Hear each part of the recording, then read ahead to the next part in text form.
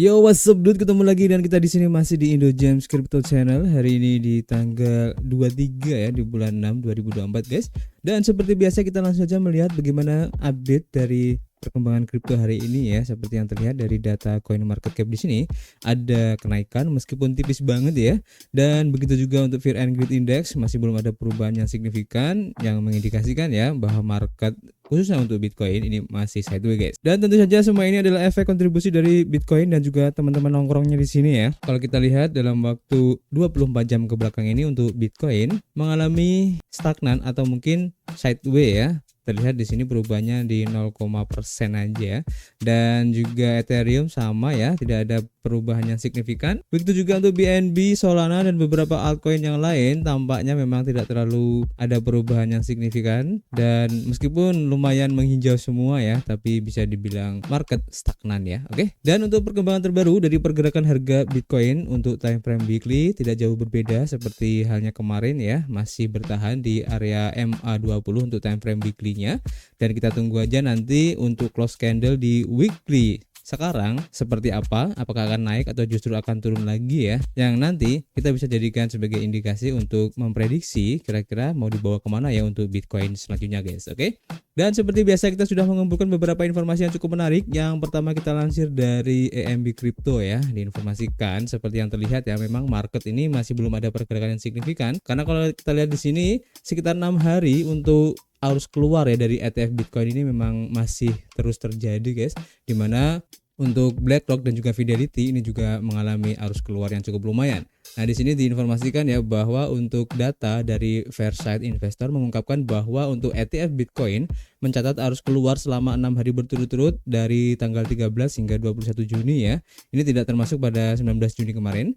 Dan pada 21 Juni untuk Fidelity West Origin Bitcoin Fund atau FBTC ya, terkena dampak paling parah dengan arus keluar sebesar 44,8 juta dolar, diikuti oleh Grayscale Bitcoin Trust atau GBTC yang mengalami arus keluar sebesar 34,2 juta dolar dalam satu hari guys. Namun tidak semua ETF Bitcoin mencatat arus keluar yang signifikan ya, seperti halnya IBTC milik BlackRock tetap stabil dengan 0 hari arus keluar selama periode ini dan bahkan sebelumnya guys. Selain itu juga ya, untuk lonjakan kepemilikan dari Bitcoin BlackRock baru-baru ini juga menyoroti kepercayaan institusional ya terhadap peran Bitcoin sebagai lindung nilai ya atau safe haven untuk inflasi dan juga investasi. Pada tanggal 5 Juni untuk BlackRock membeli sekitar 3.894 Bitcoin senilai 276,19 juta dolar ya, meningkatkan total kepemilikannya menjadi 295.457 Bitcoin senilai sekitar 20,95 miliar dolar guys. Dan langkah ini dipandang sebagai sinyal positif ya bagi market dan juga kemungkinan akan mempengaruhi investor lain dan juga meningkatkan permintaan Bitcoin. Selain itu, para eksekutif juga percaya bahwa akumulasi untuk BlackRock ini dapat berkontribusi pada kekurangan pasokan ya atau supply dari Bitcoin, yang selanjutnya mengangkat harga Bitcoin ini di tengah kondisi ekonomi dan juga regulasi yang terus berkembang. Sementara itu ya, perlu diperhatikan bahwa untuk Bitcoin meskipun stabil belum mampu mencatat tren naik yang konsisten ya pada grafik, dan faktanya pada saat berita ini ditulis harga Bitcoin masih berada di bawah angka 70.000 dolar ya. Dan di sini ada analis yang bernama Thomas yang menarik ke sejajaran dengan siklus untuk halving Bitcoin sebelumnya. Dan menurutnya penurunan untuk saat ini mencerminkan pola masa lalu ya, dengan analisis bahwa dia menyatakan untuk mengantisipasi kenaikan di hari-hari mendatang guys. Namun menurut analisis dari EMB Crypto terhadap data dari sentimen ya, untuk sentimen positif telah turun drastis. Meski begitu untuk RSI satu hari tampaknya pulih dari posisi terendahnya guys, dan ini merupakan tanda-tanda kemungkinan adanya perubahan haluan. Jadi nanti kita akan lihat untuk perkembangan terbaru khususnya untuk weekly hari ini ya, karena bisa saja ini akan menjadi titik balik ya, mau dibawa kemana untuk Bitcoin ini guys. Dan selanjutnya kalau kita lansir dari harian bitcoin.com masih berhubungan dengan ETF ya. Nah, di sini diinformasikan bahwa analis Bloomberg meragukan untuk tanggal peluncuran dari ETF spot Ethereum ini di 2 Juli ya, di tengah lonjakan pengajuan untuk S-1 ya dari para aset manager guys. Nah, di sini si analis ETF Bloomberg ya, yaitu si Eric Balkunas yang menegaskan kembali untuk prediksinya mengenai tanggal peluncuran di 2 Juli untuk dana yang diperdagangkan di bursa ETF Spot Ether menyusul lonjakan pengajuan S-Strip 1 yang merupakan pernyataan untuk pendaftarannya yang telah diamandemen ya dari para penerbit, di mana SEC menyetujui untuk pengajuan 19B Strip 4 untuk 8 ETF Spot Ether bulan lalu. Namun pengawas sekuritas masih perlu memberi lampu hijau pada pengajuan untuk S-Strip 1 mereka sebelum ETF Ether Spot ini dapat mulai diperdagangkan. Nah, di sini Balkunas juga berbagi di platform media sosial X ya pada hari Jumat, di mana kita akan melihat banyak S-Strip 1 yang telah diubah dan diajukan hari ini, dan kemungkinan sore ini guys kemudian akan berada di tangan SEC untuk memberitahu para penerbit tentang perubahan dan juga efektivitas akhir guys. Dan seperti yang diharapkan oleh Balkunas ya, beberapa penerbit untuk ETF Spot Ether mengajukan pengajuan S-Strip 1 yang telah diubah pada hari Jumat, dan dia juga mencatat bahwa berdasarkan pengajuan ini biaya untuk ETF Ethereum Spot tampaknya akan serendah atau lebih rendah daripada biaya ETF Bitcoin Spot. Dia merinci bahwa BlackRock sebagai manajer aset terbesar di dunia ya telah memasuki pasar dengan investasi awal sebesar 10 juta dolar. Kemudian ada FineX juga mengungkapkan biaya rendah di 0,2%, sangat mirip dengan Franklin Templeton di 0,19%, memberikan tekanan pada BlackRock untuk menjaga biaya di bawah 30 basis poin ya. Kemudian ada Fidelity, Bitwise, 21 Shares, kemudian ada Grayscale juga mengajukan tetapi tidak mengungkapkan untuk biaya mereka. Antisipasi sedang berkembang di dunia keuangan karena ketua SEC Gary Gensler mengindikasikan ya selama sidang kongres baru-baru ini bahwa dia membayangkan untuk ETF Spot Ether diluncurkan pada musim panas ini, dan beberapa orang di komunitas kripto berharap bahwa setelah ETF Spot Ether maka SEC dapat menyetujui untuk ETF kripto lainnya seperti ETF Solana ataupun XRP guys. Dan ini memang mesti menjadi perhatian khusus ya dari para pecinta kripto guys, karena tentu saja jika nanti ya untuk Ethereum Spot ETF ini bisa disetujui, tentu saja ini akan menjadi pintu gerbang bagi ETF untuk aset digital yang lain. Tapi tentu saja tidak akan semudah dan segampang ETF dari Bitcoin ya, karena banyaknya aturan-aturan yang tentu saja berbeda dari Bitcoin guys. Oke, jadi nanti kita akan update lagi. Kemudian selanjutnya ini ada yang berita yang cukup mengejutkan juga ya, dimana diinformasikan di sini Binance telah membantu penyelidikan untuk serangan yang terjadi pada BTC Turk yang telah membekukan sekitar 5,3 juta dolar ya dalam dana curian. Nah, di sini Binance membantu menyelidiki serangan jahat terhadap bursa kripto di Turki yaitu BTC Turk.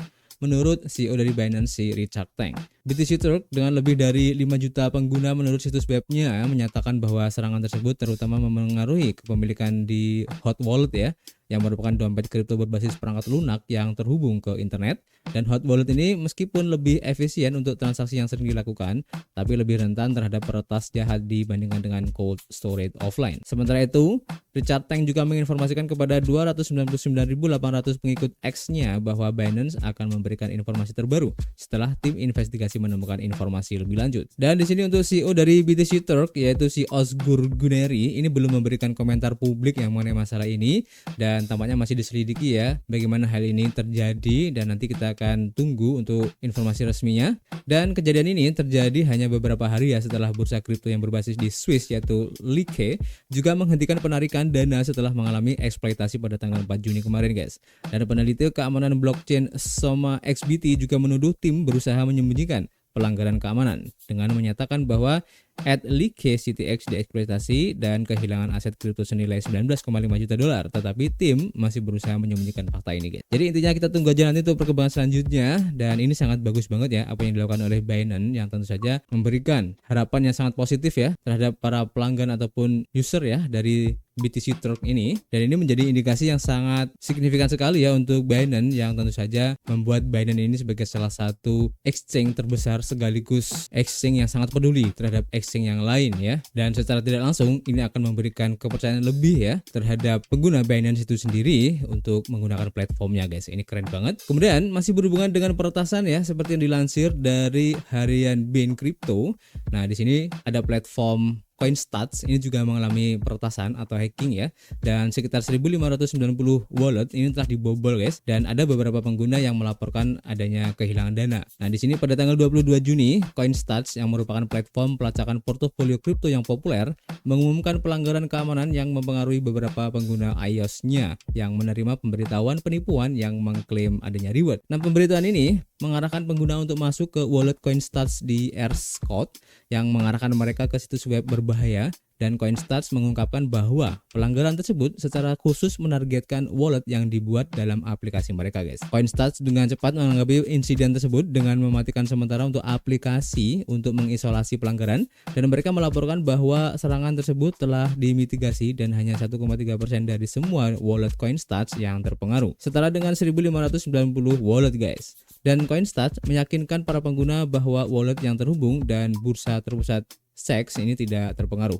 Nah, selain itu, CoinStats menyediakan tautan ke daftar wallet yang terkena dampak ya, sehingga pengguna dapat memeriksa apakah wallet mereka terganggu. Namun, daftar wallet ataupun dompet yang terkena dampak dapat diperbarui seiring dengan berjalannya investigasi ini, guys. Terlepas dari jaminan dari CoinStats bahwa hanya wallet yang dibuat secara internal yang dikompromikan, beberapa pengguna di Reddit dan juga X melaporkan bahwa wallet mereka yang terhubung secara eksternal terpengaruh.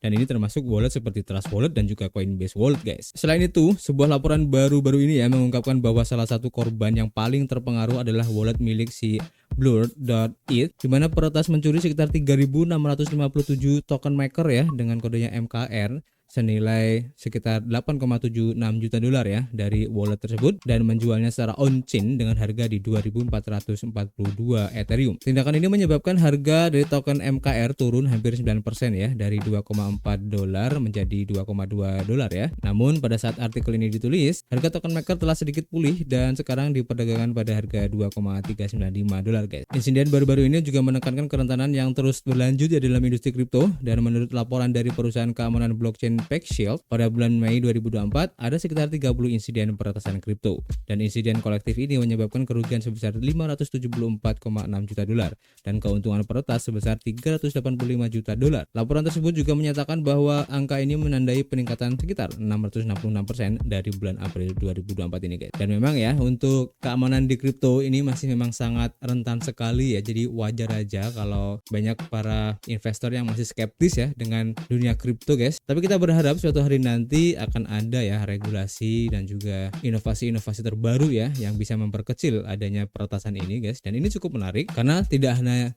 di bidang kripto aja ya terjadi peretasan itu, bahkan di perbankan pun juga ada kasus-kasus peretasan yang terjadi, guys ya. Nah, di sini buat teman-teman yang mungkin pernah berinteraksi dengan platform CoinStats ini ya, baik menggunakan Trust Wallet ataupun wallet-wallet yang lain ya, kalian coba cek untuk aset kalian apakah masih aman atau tidak, dan untuk mengantisipasi hal-hal yang tidak diinginkan, kalian cek apakah wallet kalian masih tertaut dengan platform CoinStats. Kalau masih tertaut, kalian harus segera revoke ya, atau kalian putus hubungannya. Jadi hal ini perlu dilakukan untuk mengantisipasi adanya penyusup ya ataupun peretas yang masuk ke wallet kita, guys. Oke. Jadi untuk sementara itu dulu, guys, yang bisa kita sampaikan dari ini ya. Nanti kita akan share lagi untuk informasi yang lain di Twitter juga, dan untuk rekomendasi project baru nanti kita akan share di Telegram. Jadi kalian mampir aja di situ. So, seperti biasa kita masih menunggu kritik dan saran kalian di kolom komentar. Nanti kita bisa ngobrol banyak di dalamnya, dan tentu saja kita akan ketemu lagi di informasi berikutnya. Peace.